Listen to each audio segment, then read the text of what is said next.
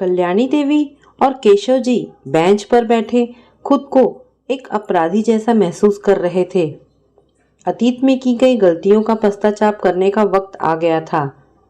चाय पियोगे आप दोनों? एक आवाज ने दोनों को झकझोर दिया। आवाज जानी पहचानी जो थी। सुधा जी, आप? कल्याणी देवी ने पूछा। हाँ, मैं।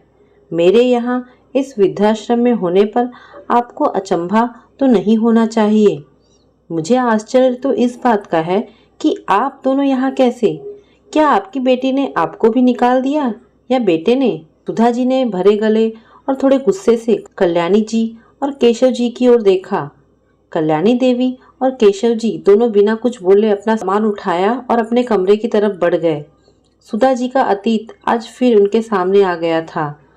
कल्याणी देवी की बेटी राशि को बड़े धूमधाम से सुधा जी अपने घर की वधू बनाकर लाई थी। सुधा जी का एक ही बेटा था, शौर्य। बेटी की कमी राशि ने पूरी कर दी थी। सुधा जी ने राशि को भरपूर प्यार और सम्मान दिया। पति का साथ तो पहले ही छूट गया था, अब तो उनकी जिंदगी शौर्य और राशि के इर्द गिर्द ही घूमती थी। राशि को कभी किसी चीज की कमी ना होने दी। शादी की 5वीं सालगिरह पर राशि और शौर्य को सुधा जी ने भेंट स्वरूप अपने घर के कागजात सौंप दिए।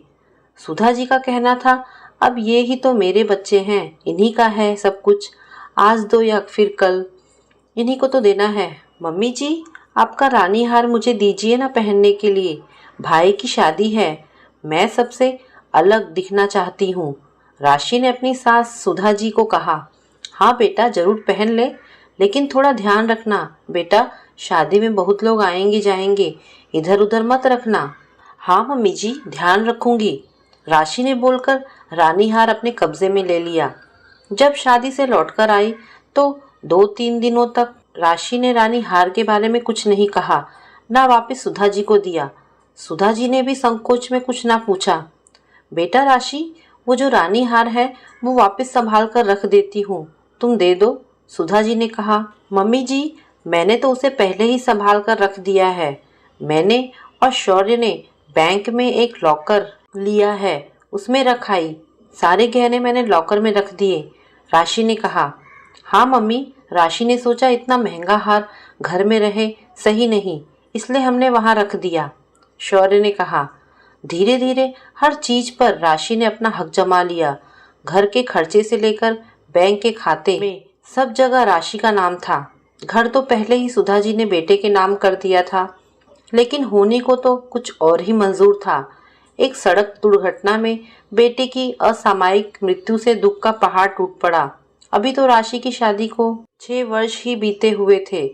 बेटे से विछोह की पीड़ा और राशि के आगे की जिंदगी को लेकर सुधा जी बहुत परेशान थी। मन ही मन सुधा जी ने ठान लिया था कि वो फिर से राशि की जिंदगी में खुशियां लाकर रहेंगी। कल्याणी देवी और केशव जी भी अब सुधा जी के घर ही रहने आ गए थे। सुधा जी ने सोचा, अच्छा है, बेटी के पास कुछ दिन रहेंगे तो राशि का भी मन बहल जाएगा। लेकिन अब परिस्थिति बदल रही थी। घर में कल्याणी जी का साम्राज्य स्थापित हो रहा था। घर में क्या आएगा क्या बनेगा सब कल्याणी देवी ही देखती थी। सुधा जी अपने ही घर में मेहमान बन गई थी। राशि, अब तुझे सोचना चाहिए कि आगे क्या करना है, कल्याणी देवी ने राशि से कहा। किस बारे में माँ? राशि ने जवाब दिया। अरे, घर के खर्चे कम करना चाहिए। अब कमाने वाला तो गया, केशव जी ने कहा। भगवान की दया से शौर्य ने सारी व्यवस्था कर दी थी। घर है ही, शौर्य के बीमा के पैसे भी आ गए हैं। अब सोच रही हूँ बिजनेस मैं संभालूं तो फिर कोई दिक्कत नहीं होगी, राशि ने कहा। हाँ, सही बोल रही है तू, मैंने तो तेरे भाई भाभी को भी यहीं बुला लिया है। अब वहाँ का व्यापार तो इतना चलता नहीं, तो तेरे साथ ही काम कर लेगा तेरा भाई, तेरी भी मदद हो जाएगी, कल्याणी देवी ने कहा। पर माँ, भाई भाभी को यहाँ बुलाने से पहले पूछ तो लेते, यहाँ उनको घर लेना पड़ेगा, कितने खर्चे बढ़ जाएंगे भाई के, राशि ने कहा। अरे, वो रह लेगा ना हम अपने साथ इस घर में। अब हमारा मन तो यहीं लग गया है, फिर इतना बड़ा घर है तो किराए के घर की क्या ज़रूरत, केशव जी ने कहा। तेरी सास का हाथ बड़ा खुला है राशि, इतनी इतनी सब्जियां मंगा लेती है, फिर काम वाली को भी एडवांस दे दिया और उनके दवाई के खर्चे राम राम। अब ऐसे तो घर नहीं चलता ना, तुझे कुछ सख्ती बरतनी होगी राशि। कल्याणी जी ने अपना जहर राशि के कानों में उधेल दिया। बाहर खड़ी सुधा जी ने सब सुन लिया। कमरे में आकर क्रोध से अपनी बात रखी। आप माँ बाप होकर अपनी बेटी को क्या शिक्षा दे रहे हैं? मेरे ही घर में मेरे खर्चे गिन रहे हैं। मम्मी जी, आप मेरे माँ बाप से ऐसी बात मत कीजिए। ये घर मेरा है। अब मेरे माँ बाबा और भाई भाभी भी यहीं रहेंगे। आपको रहना है तो रहिए, नहीं तो वृद्धाश्रम बहुत है इस शहर में, राशि ने कहा। राशि की मुंह से ऐसी बात सुन सुधा जी को बहुत दुख हुआ। हाँ समधन जी, मेरी बेटी ऐसे भी बहुत दुखी है। आपका क्या गया? आपको क्या दुख? कल्याणी जी ने कहा। मेरा क्या गया है? मेरा बेटा गया है। बेटे जाने का दुख क्या पति जाने के दुख से कम है? मैंने तो अपने पति और बेटे दोनों को खो दिया। क्या मुझे कोई दुख नहीं? सारा दुख आपकी बेटी को है। सुधा जी का गला भर आया। और राशि, क्या बेटी की कमाई, घर, व्यापार में एक माँ का कोई हक नहीं? सिर्फ उसकी पत्नी का हक है? मैं मानती हूँ तुम दुखी हो। मैं कहाँ जाऊँ इस उम्र में? सुधा जी गिड़गिड़ाई। कहीं भी जाइए, पर मेरे सामने मत आइए। राशि ने अपना फरमान सुना दिया। एक हफ्ते बाद सुधा जी को वृद्धाश्रम भेज दिया गया और आज उसी वृद्धाश्रम में कल्याणी देवी और केशव जी को उनका बेटा छोड़ गया, क्योंकि अब उनके बेटे बहू उनका बोझ नहीं उठा सकते। राशि के भाई ने राशि के कारोबार पर अपना एकाधिकार कर लिया था।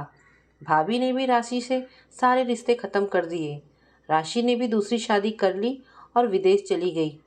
माँ बाबा को साथ अब वो भी नहीं रखना चाहती थी। कहते हैं ना, इस जन्म के कर्मों को इसी जन्म में भोगना पड़ता है। वही आज कल्याणी जी और केशव जी के साथ हो रहा था। अगर उन्होंने लालच में ना आकर सही सीख दी होती तो आज वो भी अपने घर में होते और सुधा जी भी। सुधा जी ने तो पहले ही राशि को अपनी बेटी मान लिया था। समय आने पर वो खुद ही राशि की दूसरी शादी करा राशि को विदा कर देती। तो दोस्तों, ये कहानी आपको कैसी लगी? अगर आपको कहानी पसंद आई हो तो प्लीज़ इसे लाइक एंड शेयर करें। धन्यवाद दोस्तों।